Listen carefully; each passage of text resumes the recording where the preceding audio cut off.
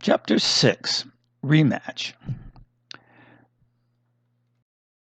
Just before 9 o'clock for the second game, and our new teammates all streamed in within minutes. Rookie gathered them for a pep talk, saying the Marauders had whooped us last time, but today was a new day. He asked if anyone else wanted to pitch, but nobody was interested. All wanted to take the same positions as last time. Now, Tess won smiles when she stepped forward with a large paper bag and offered everyone a new red t-shirt. I didn't have time to have these customized for us, but if y'all agree to name our pickup team the Red Shirts, they're perfect just as they are. Cool, thanks, said several, and then came fist bumps and smiles before they dashed away to change shirts. So this is what you bought at the store yesterday, I said, and Tess nodded. Rookie walked to the Marauders' dugout for a coin toss for who would bat first. He called tails, won it, and chose to be home team. The Marauder leaders stiffly shrugged and nodded. Rook returned to our bench, pulled me aside, and said, I just saw some red on those guys, on their faces, on their hands. You will too. Then he grabbed his glove, jogged out to the mound. As the rest of us ran to our positions, he called to the Marauder bench, I forgot to tell you guys, we've given ourselves the name Red Shirts. Well, I had expected comments and catcalls from them about our new name, since the term red shirt is often used in sports to mean second-string players. But only blank stares came back. Rookie placed his left foot on the rubber, did his standard wind-up, and threw a waist-level fastball over the center of the plate. The batter didn't move. The catcher said quietly, That was a strike, right? The batter didn't turn to the catcher or react in any way, so the catcher took the initiative to call out loud it was a strike. The batter tapped the plate with his bat but said nothing. Rookie's next pitch was outside and the batter didn't swing. The catcher said quietly, I guess you'd agree that was a ball, right? The batter said nothing, so the catcher said, What do you think? Hearing nothing, he called out loud, The count is 1 ball and 1 strike. Rookie made his normal wind-up, threw, and the batter hit a sharp ground ball toward third base, but just foul. 1 ball and 2 strikes, the catcher called out. Rookie threw a changeup straight over the plate. The catcher said softly, Gee, do you agree that was a strike? The batter hadn't swung, and the batter didn't reply. That means you struck out. Okay. The batter lowered his bat and started toward the dugout as the catcher called out, 1 away. Rookie threw a fastball to the next batter. He watched it go by for a strike, but he made good contact with the next pitch and sent it on a line to center. I dashed for it, but was worried I wouldn't make it and wound up having the ball go over my head for extra bases, but fortunately I narrowly snagged it with a small dive and a roll. The next batter was a big bruiser. He walked up with confidence and smacked the plate hard. Rookie and he made eye contact, and they seemed almost to be having a staring contest. The batter tapped the plate again. But before starting his wind-up, Rookie took his foot off the rubber, pulled his red bandana from his pocket, wiped his forehead, stuffed it back, and placed his foot on the rubber again. Then came his wind-up and a fastball down the middle. The guy watched it go by. The catcher said softly, That was a strike, agreed? Again, hearing no reply, the catcher called out, Strike 1. Ricky wiped his face with the bandana and threw a curve that came in nicely. But again, the batter let it go by for strike 2.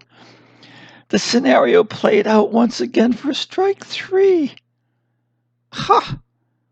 We redshirts came up. The pitchers we faced were just as blisteringly fast as our first game, and when we struck out we did strike out a good percentage of the time. But other aspects of play were quite different. When we redshirts were up, it was always the batter who called balls and strikes, while the catcher didn't speak at all. In fact, whenever a batter would turn to question the catcher, he seemed uncomfortable at being addressed. The Marauders' fielding remained just as sensationally athletic as before, but there were always hesitations prior to their throwing the ball, especially in the infield. Our at-bat performance was far better than in the first game when we were 3 up and 3 down 3 innings in a row. Lorna got on base with a ground ball between third and short. I pulled a double from a blooper just over the first baseman's head, and that was because the right fielder held the ball even though he grabbed it cleanly. Tess smacked a great shot between center and left, rounded second as the left fielder watched her stretch toward third, but he simply ran the ball in instead of throwing. Ricky pulled a line drive down the left field line. The ball had lots of spin on it and rolled to the corner of the fence. He was approaching third as the shortstop took the cutoff throw from left. Ricky then pulled that bandana from his pocket and pumped it with his hand while running. The shortstop stared and hesitated so long that Rook scored an inside-the-park home run instead of being tagged out for an easy out.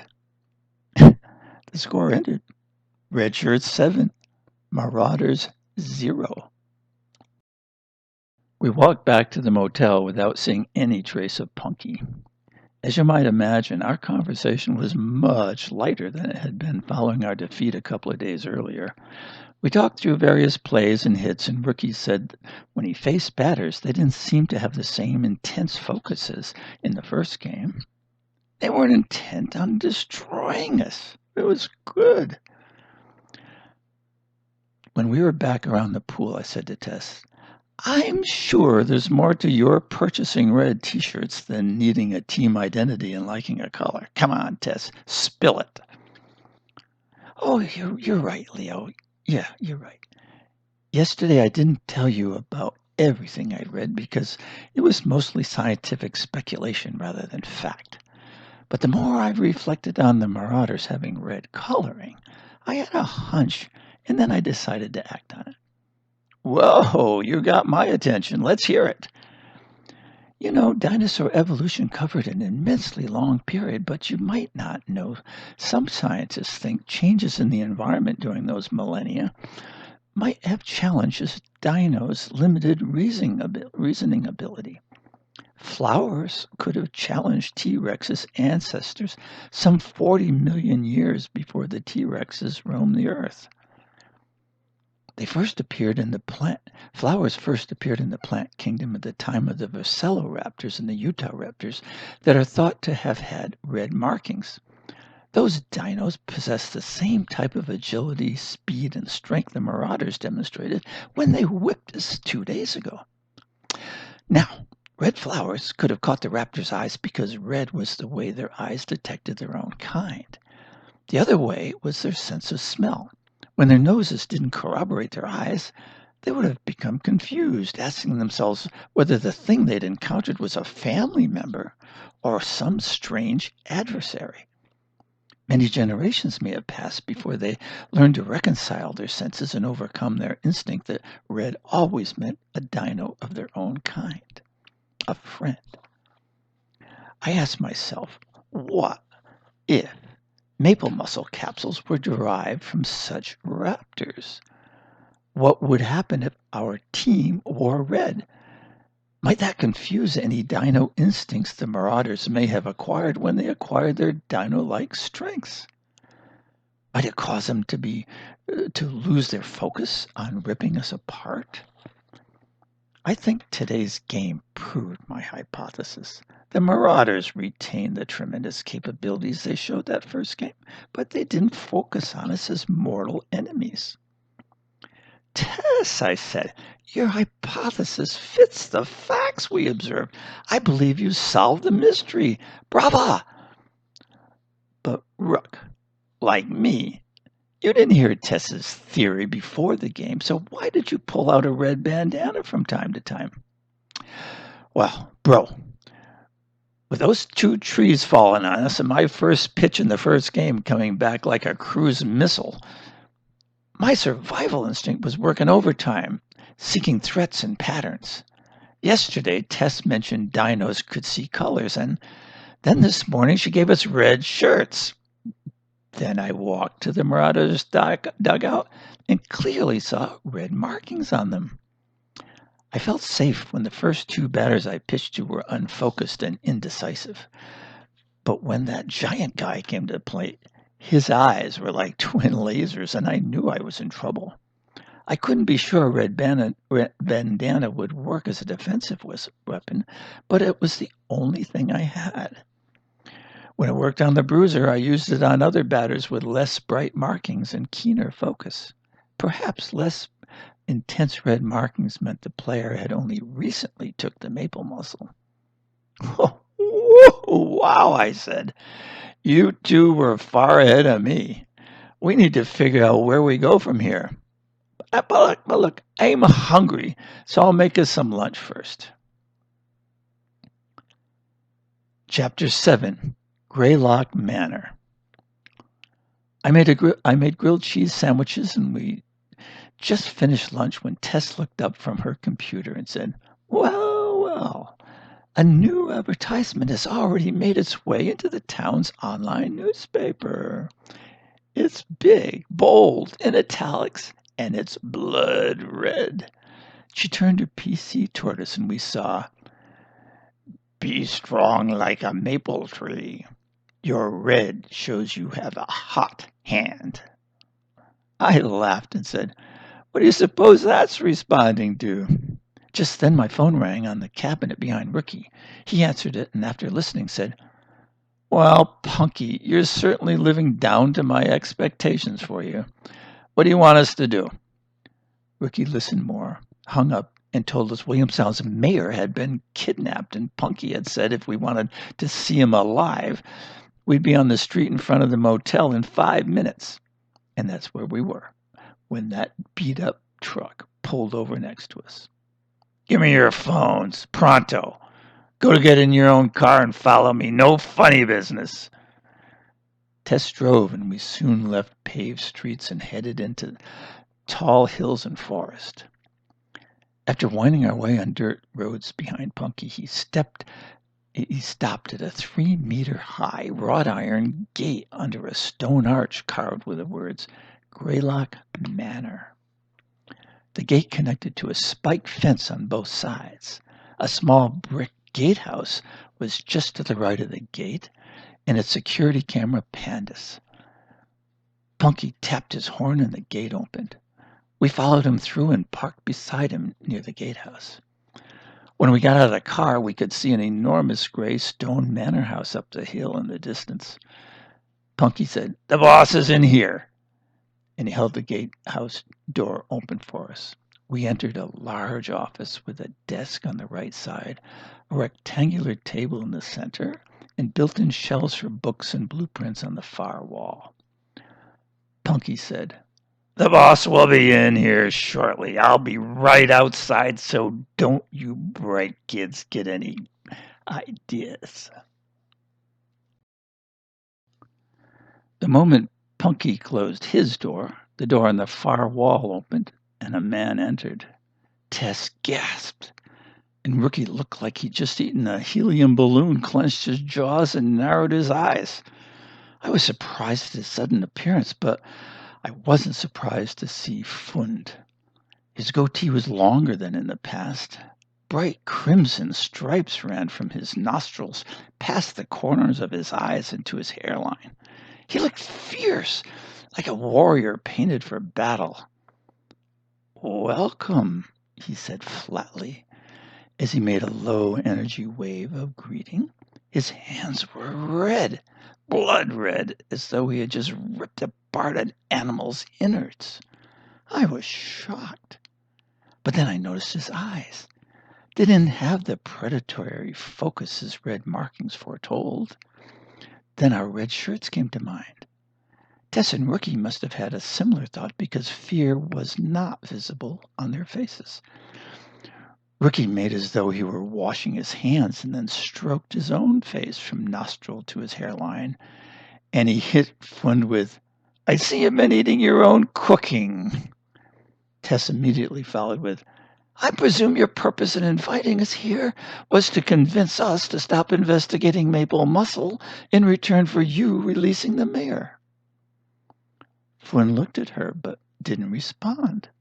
So she continued, and I do hope that's not blood on your hands. When Flynn remained silent, she said forcefully, Where is he? Flynn finally responded in a soft and polite voice, making us more confident we weren't in for a violent encounter. Let's start again, he said. Welcome.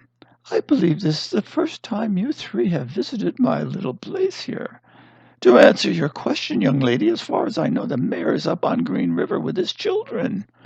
He's probably eating from a picnic basket as his kids swim in a delightful bend of the river called Sucker Hole. Appropriately named, don't you think?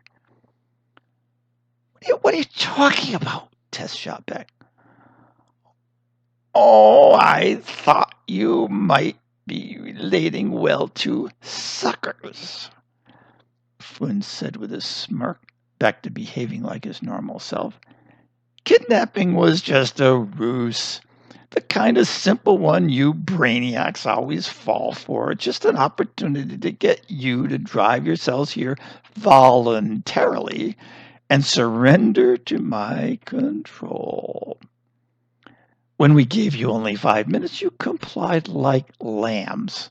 You three are so predictable and stupid. You think everybody in the world is sweet and nice like your grandmothers, so you took Punky's words at face value and walked into my trap. Tess looked stunned. A shiver slithered up my spine. We three thought we were coming for a negotiation, but we'd inadvertently put ourselves under his control. When Flynn beamed and his red cheek stripes seemed to glow, I realized he was the apex predator, not a small fry like the players on a Little League team. He wouldn't collapse in confusion like the Marauders. After holding his gaze on us in turn and nodding at each of us, he rattled on.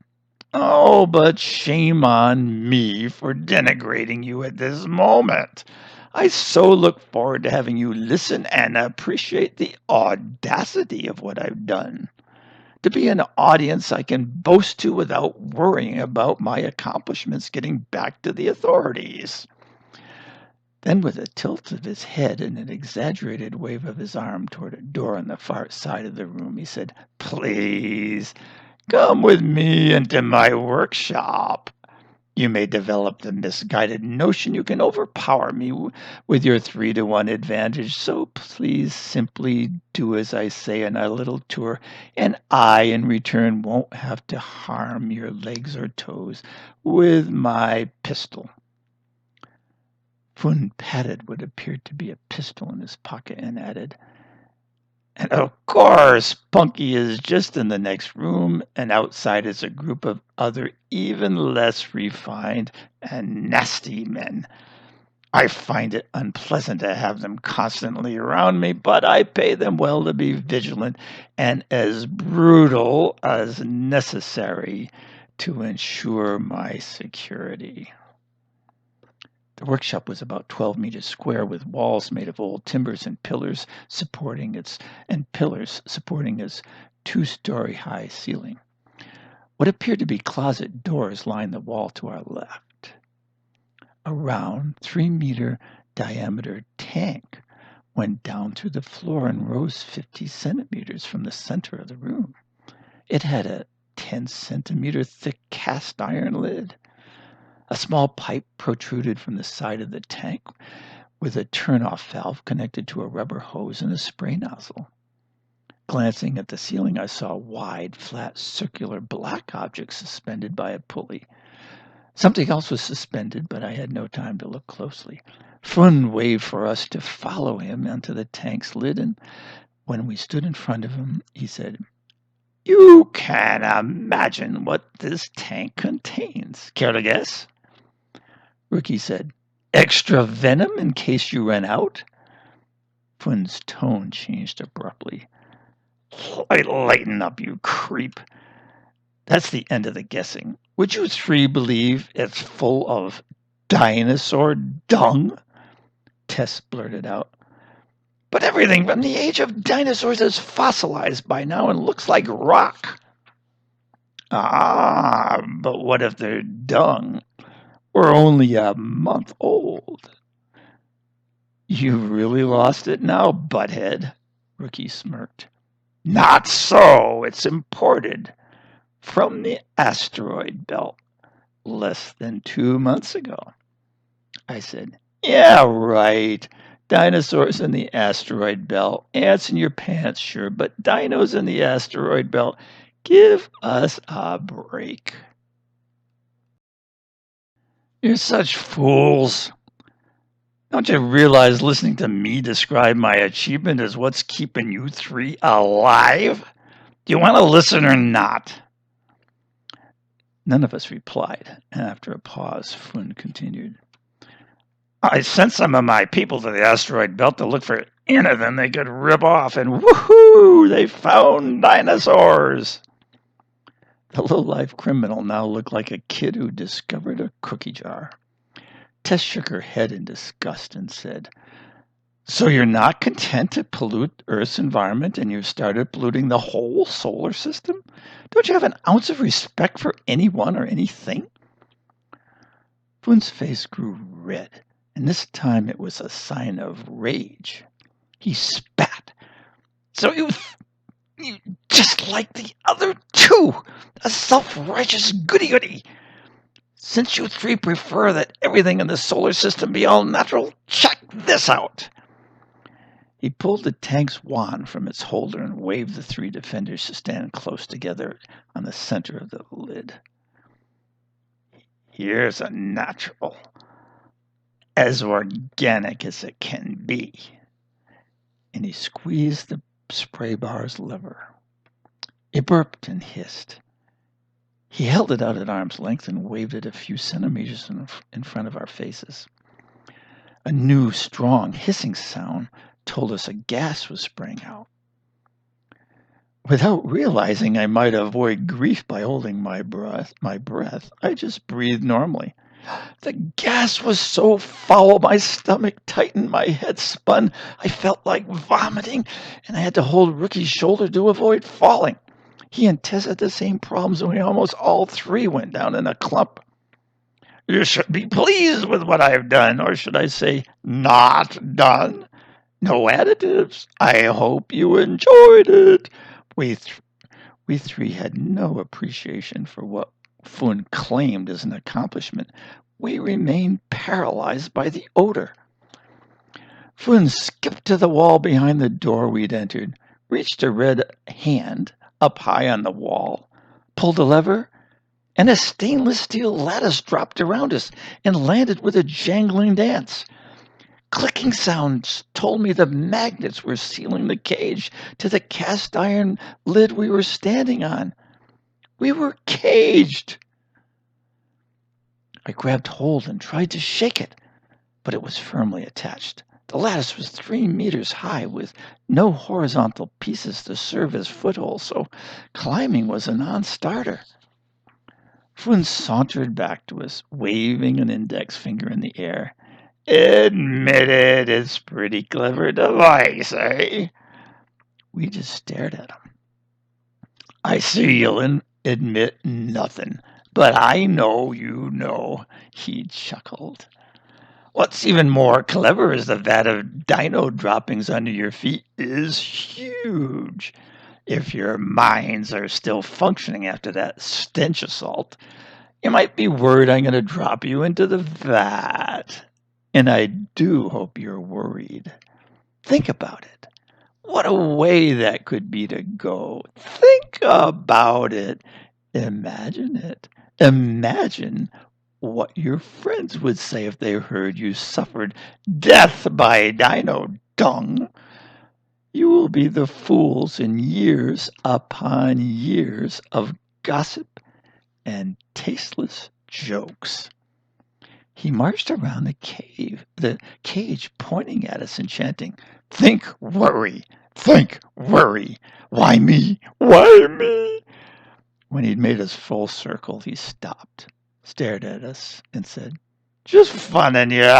Not gonna happen.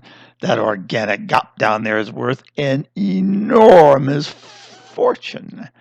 The moment they learn it exists, thousands of museums, universities, and scientists will bust their budgets to buy a small pail of it. Every one of them has an idea or theory they want desperately to prove, so they'll become famous. They'll bid the price to the stars. So I'm not going to contaminate this wonderful dung with you dolts just to get my revenge on you." He planted his feet, faced us, and threw his arms wide.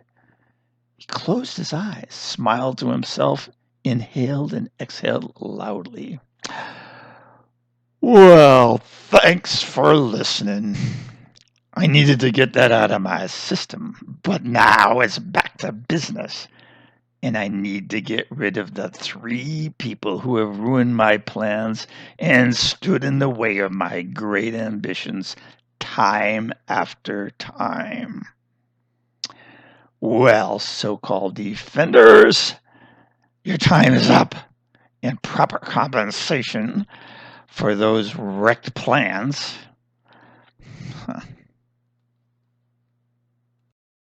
The plans, what might have been, and the disdain you dropped on me for years, I'm going to drop a little something on you. Take a look up. Recognize it? It's the twin of the 2-ton lid you're standing on.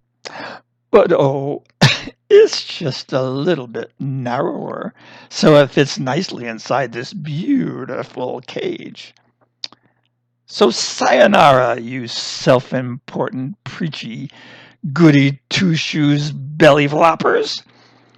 1,000 kilos of iron was about to be released from 5 meters above us. It would turn us into pizzas. My breathing was fast and shallow. I was terrified. Tess and Rookie's faces said they were too. Fun went back toward the wall with his eye on a second lever near the other he'd used for the lattice. I reached into my chest pocket and I called out, "Fund, before you go, take a look at this." He turned, stared, took 2 steps toward me, and I pressed the green button. My newest invention, the gummy goo gun, performed as designed. Thankfully, I'd worked out a couple of bugs and had aimed well. A glob of green goo hit the tip of Fun's nose and splashed over his face. I moved my finger to a gray button on the pen, aimed at Fun's right hand, and pushed it. A gray blob shot out and struck his target. Fun instinctively tried to wipe it off with his left hand, and his 2 hands became quickly stuck together. The green goo allowed only puffs of sound from his lips, and he was unable to open his eyes. The gray glue tied his hands to his shirt, his pants, and his belt. I designed both types of goo to gradually disintegrate after 3 minutes. They gave us a chance to escape, but only a chance. I leaped up and tried climbing the cage. Impossible! The steel mesh was too tight for my shoes. I threw them off and tried my stockinged feet, but the sharp edges of the steel lattice cut them and the pain was unbearable. I shook the cage and banged it with my shoulder, but it only wiggled a bit. I waved Tess and Rookie to stand next to me. The tips of these narrow lattice rails can't hold if we concentrate our force and use leverage. Let's charge together and slam into it with our backsides. By jumping at the last second, we'll add leverage. We ran, jumped in tandem, and hit it about 1.5 meters up. 2 points of the cage's contact popped when we heard it, and 3 behind when we hit it, and 3 behind us popped. But seconds later, their clicks told us the magnets had remade contact. I said, "Rook, take off your shoes. Tess, you and I slam it. Rook, watch for contacts back there that pop and try to get a shoe under them. I'll do the same over here." Tess and I rocketed away and gave the cage all we had. One contact popped where we hit, and I luckily got a toe of a shoe under it. Rook got two. I looked over at Fund. He'd found a work apron. It stuck to his hands, and he was bent over trying to wipe green glue from his eyes. He stood only steps away from the release lever of the 2-ton weight above us. I can't tell if he'll ever reach that lever with his hands locked, but he might. This might be our last chance, gang. Let's all go together. Jump your highest. On the count of 3, we screamed our loudest and attacked the lattice. 4 contacts popped behind us, and the cage leaned away. Climb! Climb! We can do it at this angle. Tess leapt ahead. Rick and I weren't so fast in our socks, but we were motivated. The closer we came to the top, the more the cage leaned and the more popping we heard. After a couple of more steps, the lattice cage slumped flat and we scuttled out. Fun's eye sockets were still green with goo, but he was groping toward the wall for the release, pulling at his clothing and gradually pushing his hands higher. Rook bolted forward, launched a hook slide, snared his ankles, and Fun fell hard. His hands wound up beneath him, and the glue still had the force to secure him to the floor. I knew the glue could yield at any moment, so I tied his feet together with my belt and sent Tess and Rook to look for rope anywhere they could find it. They returned with plenty. We couldn't get at Fun's hands under his belly, but we tied each leg to a support pillar. I slid his gun from his pocket, and as a precaution, Rook grabbed a metal bucket from the closet and balanced it on his butt so we'd hear it fall if and when the glue might yield and he moved. Tess was searching a cabinet for electronic gear for a way to reach the police. Rook was checking a workshop closet for anything we could use to defend ourselves, and I was retrieving our shoes when the workshop door opened halfway and stopped. I cleared my throat to get Tess's attention and pointed. She saw it and was on her way to hide behind the door when Punky poked his face in. Seeing Fun prone on the floor, he flung the door open and pulled a pistol from his belt. Looking at me, he said, "On your belly, spread eagle, you creep." Turning to Tess, he said, "You, same thing." He surveyed the workshop, saw the closet door open, and started toward it. Then Fund grunted, and a ragged croak dripped out. "Get me out of this mess, you jerk." Punky stuck his pistol under his belt, pulled a Swiss Army knife from his pocket, and was bending to cut Fun's leg ropes when Rookie appeared like a genie from a bottle and threw a headlock on him. Punky wrenched his knife hand backwards at Rook's shoulder. The knife struck, but with the cutting blade facing up, it folded back into the handle. Rook doubled his pressure on Punky's neck and made him gag. Within a second, I had both hands on Punky's wrist. The knife fell when I twisted. I grabbed the pistol from his belt, snatched the knife, and stood. Tess said, "Check for phone."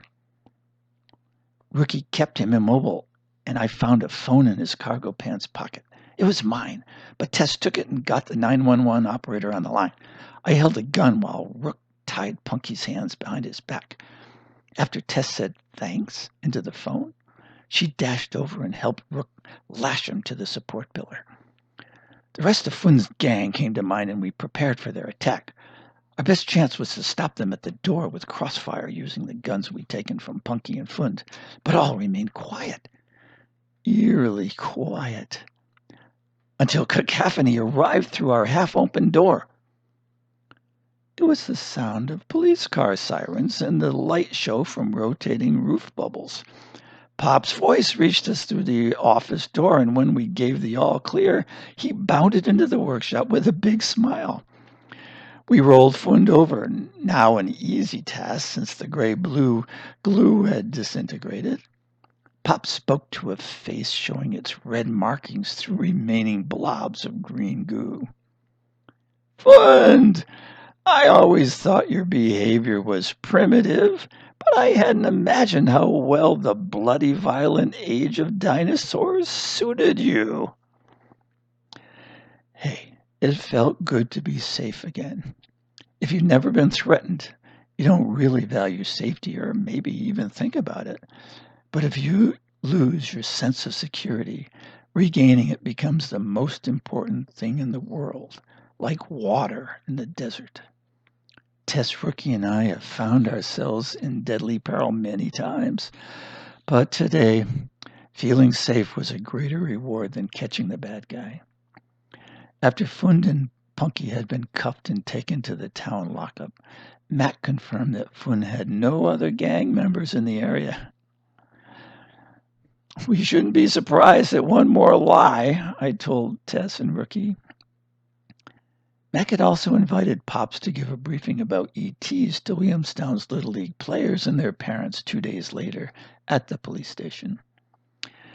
There, he introduced Tess, Rookie, and me in a large training room and started his talk by describing some of the extraterrestrials we dealt with in the work of the Blue Marble Defenders. Pops then explained the theory of Thea colliding with Earth, and with a nod to Tess, related her guess at how dinosaurs just might have come to live in the asteroid belt and contributed to maple muscle. He said nearly all scientists pursue knowledge for the purpose of benefiting today's world and future generations.